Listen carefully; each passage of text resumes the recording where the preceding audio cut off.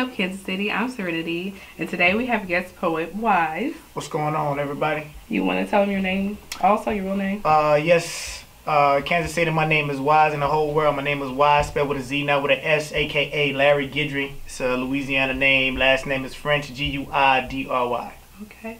So, speaking of Louisiana, you have a background there. So, are you from there? You from Kansas City? Like, give us a little bit of information on that. Man, shout out to the 913. I was born here, KU Hospital, KCK, man. So until I was in the age of 6, I lived in Kansas City, Missouri. And then, you know, my father was a preacher, so he had actually got an opportunity to minister out in Louisiana. And I'm from a small town called Carla, Louisiana. Shout out to the 337. And then from there, kind of moved around a little bit in Louisiana area and got my degree in New Orleans, Southern University of New Orleans. SUNO, you don't know where we at.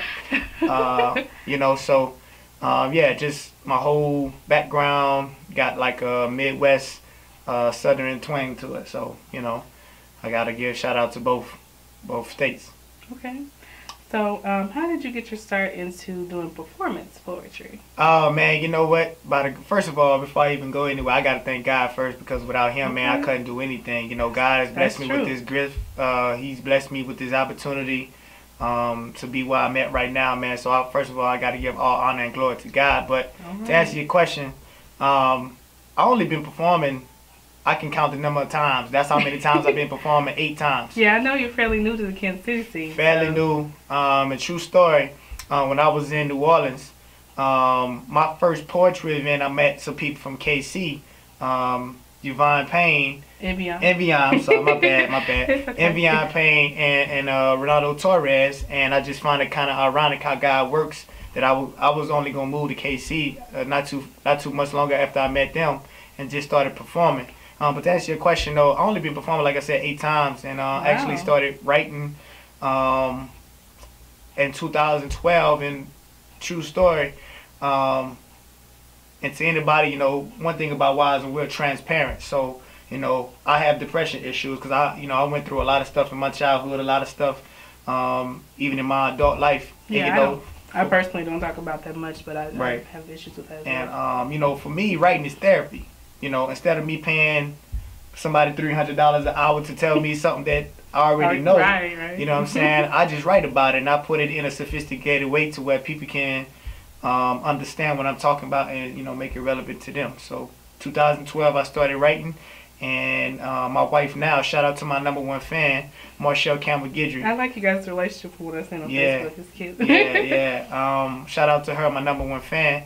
At the time, I was just writing for leisure. You know, I was just writing just because to get stuff off of my mind. And, you know, it's funny how God can take you to rock bottom. You know, there's a saying that I follow, is that sometimes to get to heaven, God got to drag you through hell sometimes for you to be appreciated.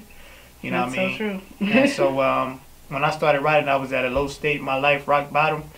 And I just started writing. And, you know, my fiance back then, which is my wife now, she was like, man, you know, you can actually make something out of this. You know, your testimony can help somebody else. You know, so for me, writing is therapy. That's basically how I got into actually performing my poetry. When I started out doing poetry, I actually been writing off and on since I was young. So to actually take it to the stage was totally different. And I actually had someone who was a poet, and they heard some of them, they was like, oh yeah, you know. Right. And so that's definitely true. Right. And so would you say that would be your purpose in life, is to share your words? My purpose in life, you know, I feel as though, you know, anything that I do is highly inspired by Christ. So any of my stuff, if I do use derogatory words, it's to prove a point. You know, it's not to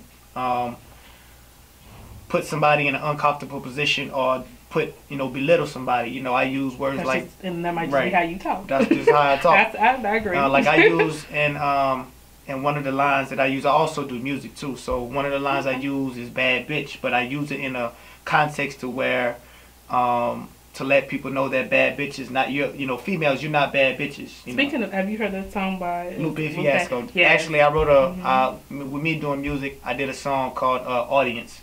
And it's basically talking about that everybody, from regardless of your skin color, from your financial status, or wherever you come from, everybody share the same common problems, and everybody needs to have everybody needs to have somebody to have their back. Right. And so that's another thing I do is music too. Okay. So, do you have your music online? Like, how would somebody listen to it? It's actually in the making right now. I'm coming out with my first album. Oh, okay. And it's basically it's a little bit about the mixtape. And it's a work in progress to say. I have 3 songs out as we speak. Benediction, which talks about my life and people that have basically put me down, and I kind of rose above that. And then audience, like I was saying before, talking about speaking to the mom who has a fake page on Twitter to show to raise her self-esteem, to show off her body. Then talking about the young man who's being bullied, and I just speak for the people that don't have a voice. I think that's why God blessed me with this talent, and I think all poets, anytime that you have an art to speak, to rhyme, to basically be able to relate to people with words, you have a voice. Yeah. That's definitely true. I think a lot of poets don't understand that. So who would you say inspires you as far as either writing or performance-wise when it comes to poetry? You know what?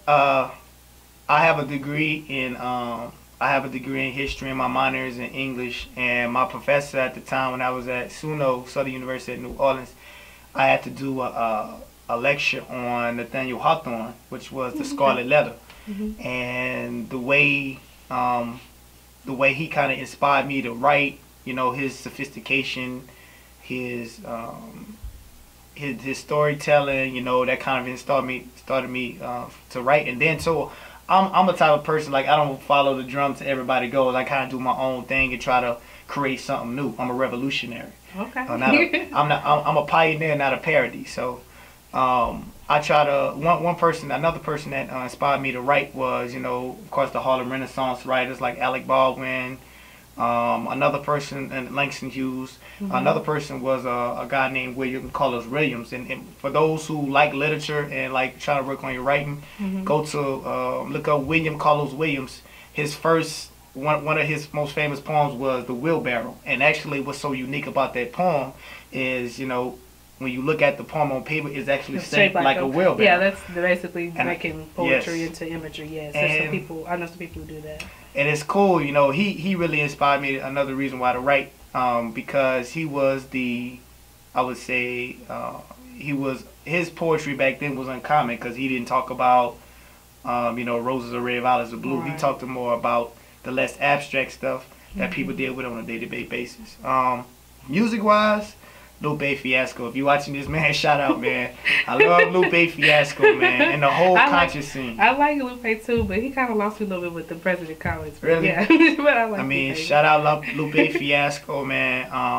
He kind of really his storytelling and his lyricism is so in depth. Yes. It's to the point, like, if you listen to it even without music, it's kind of like poetry. Yeah, but he's one of those people that hasn't. I think he hasn't blown up mainstream, mainly because he's very radical on some stuff he says, and a lot of people don't want that out there. They want him to be quiet. Right. Most definitely. But he kind of inspired me. That's who I basically listen to. Also, you can't forget one of the greatest MCs to this day, and also singers, was Lauryn Hill. Oh yes, yes. The Miseducation of Lauryn Hill was one of the greatest albums ever come out. And so, I listen with music, I just to put it on in reference, put things in perspective, I hate when people call me a rapper. And this is why. Okay. Because anybody that can put words together on a piece of paper and talk about, how much material things they can get, you can express that in any way you can. Anybody can do that. But as an artist, I can be sophisticated enough to where I can paint a picture to what you hear and you can visually see it in your mind.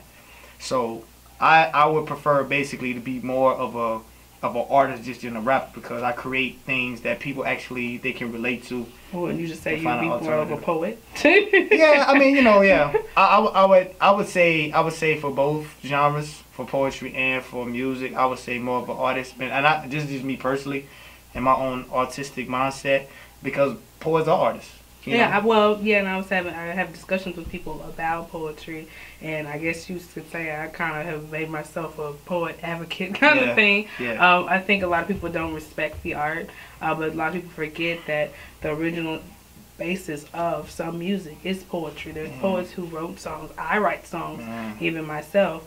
I'm trying to get to the point where I can't sing though, so I'm doing more of the writing of songs, rap, rhythm, and poetry. A lot of people don't understand the basis of other art forms. Music wise comes from poetry, so I feel like there's not enough respect there. I think people just like poet. Oh, you just roses and red violets. No, there's and that's why I say when you call me a rapper, you basically saying that you're taking the artistry word from the significance of where rap actually came from, which was the depth of rap, which I think it's missing rhythm a lot and poetry nowadays. Yeah. And I hope one day, man, I hope the hip hop genre for today, I hope it can go back to what it was. And I hope one day, my dream is as an artist in both hip hop and poetry is to merge the two, to make poetry mainstream, and so people can better understand what poetry is. Because like you said, there's a misconception about what poetry is. Roses are red, violets are blue. But,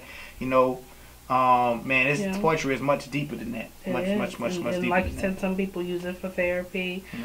Some people actually, they determine this is what they do for a living, is write poetry. And I mean, you can also take it into writing books and things of that nature. Most definitely. But yeah, so, I started doing, poetry and just performed at my first biggest venue, which was the Gym Theater. Yes. Shout out to Terrence Williams, man, and the whole Wize organization, Kansas City, Missouri. Man, they did it big. That was my first venue. As far as a large performing audience. Were you nervous? You know what? I wasn't nervous. To be, I thought I did better than I thought I was gonna be a lot more nervous than I actually was. But I wasn't nervous. I was very cool, calm, and collected. And actually, the way when I first wrote the poem I performed today, which is 28 days, I actually performed it the way I wanted to perform it that day. Before then, the way I performed it, I never really performed it like I intentioned it to be. But I seen the pictures. I caught the tail end, because I caught the tail end when I got there, but it was kind of over. And I saw the pictures. It looked.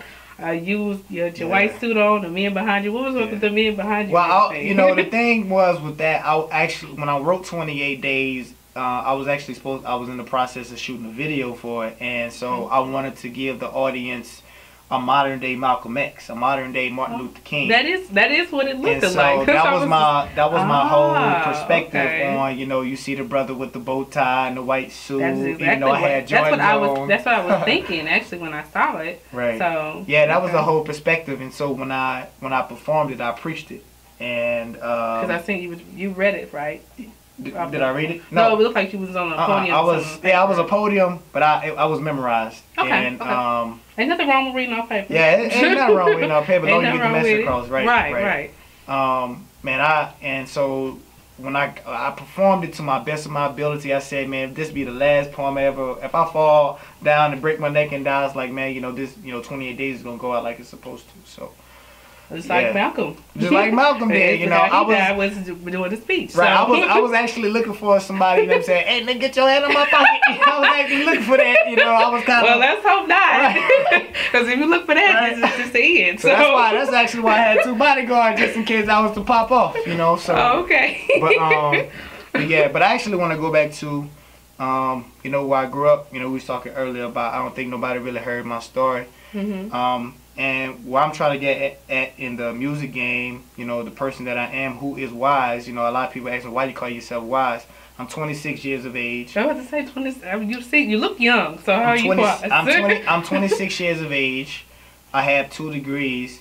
My grandfather couldn't read or write. My daddy didn't know how. He didn't know how to read till he was 23. Oh. Okay. And so God has blessed me with a complex to be able to just pick up on things and learn things. And I've always hung around older people that used to tell stories about slavery, how they used to pick fields in the cotton fields and stuff. And I've always been around godly people. And I'm talking about, I'm 10, 15 years old, being around people that grew up in a generation to where they saw Selma. You know, I shout out to the movie Selma. I saw it yesterday. They've been in Selma, so they telling me all these stories, and I'm just understanding my history, where I come from. That man, you're not just another black boy with a mouth need to be fed. You were at one time, you were a king. You know, you were royalty. So you know, being in my dad was a minister, and you know, grew up in the church. And being around that, you know, religious organization, God is a big influence in my life. But even with that, you know, I tell people now, and like me, like I said before, I'm very transparent. I saw a lot of things religiously that harmed a lot of people. And you know, a lot of things that went on in the church that you didn't agree with. And I'm gonna say this on camera. Okay. And one thing is me, you know, like I said, I'm a musician to my own drum. I don't go for popular opinion or popular view. So I don't do this for likes. I don't do this for likes. For Facebook likes. Right. I don't do this for Facebook likes. Okay. I do this for because, you know, this is my perspective, and I think this is what it really is. That a lot of religion has actually hurt a lot more people than it actually have done good for them. And I think, you know, I think that God focuses on more than relationship than actually somebody going to a church, because Satan go to church on every Sunday. A lot of people don't know that Satan used to be an angel. Yes, indeed. If you know your word, you know that. And so you know, I gotta keep it, you know, 100 to all my religious people, man. If somebody out there judge you, man, you know, find your relationship with Christ, man. Don't worry about what people telling you at church, man. God judges your own heart. So what's your upcoming projects? Just the music, trying to do the music, the music. I'll be coming out with a CD, hopefully within the next year or so, to represent Kansas City, you know, my background. Okay. And how would somebody get in contact with you? Contact with me, man. I'm on Instagram, D_Black_Twain, D_Black_Twain. Facebook, you can go to my fan page, Wize, Beewise, and also Wize Guidry. Also have a website that I'm working on right now. So well, I'm sure people will want to look it up after this interview. Most definitely check me out. Thank you for coming in. Appreciate it. And I'm Serenity signing off. Remember to tell you to spit your piece, and then also check out whatsupkc.net and all of the other videos. Thanks. CMG wants you to always remember, the victory we call success goes to the best prepared. When you invest in your community, you're really just investing in yourself. Thanks.